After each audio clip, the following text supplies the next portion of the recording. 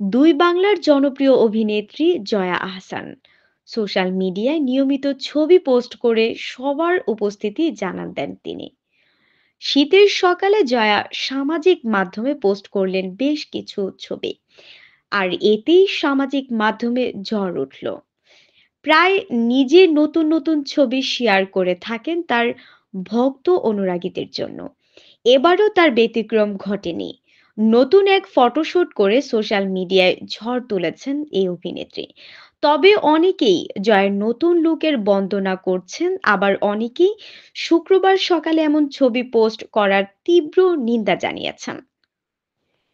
ছবিতে চিত্রশিল্পী রাজা রবি বর্মার আইকনিক পেইন্টিং থেকে অনুপ্রেরণা নেওয়া আধুনিক শৈলীর সাথে মিলিত কিছু পুরনো শিল্পকে উপস্থাপন করার চেষ্টা করেছেন জয়া, যা দেখে রীতিমতো মন্তব্যের ঘরে হুমড়ি খেয়ে পড়েছেন নেটিজেনরা।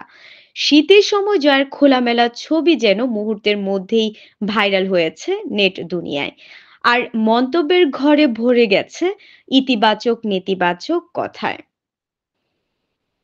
ঝলমলে শাড়ি, ব্লাউজ ও গহনার সমন্বয়ে এই সাজের ছবি ক্যাপশনে জয়া লিখেছেন, রাজা রবি বর্মার আইকনিক পেইন্টিং থেকে অনুপ্রেরণা নিয়ে আধুনিক শৈলীর সাথে মিলিত কিছু পুরনো শিল্পকে উপস্থাপন করার চেষ্টা করেছি।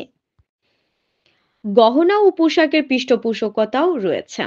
জয়ের এই সাজের মিশ্র প্রতিক্রিয়ায় একজন লিখেছেন, গহনাগুলো আমার কাছে খুবই ভালো লেগেছে, বিশেষ করে পায়ের গহনা। আর ছবিগুলো সুন্দর, অবিরাম ভালোবাসা।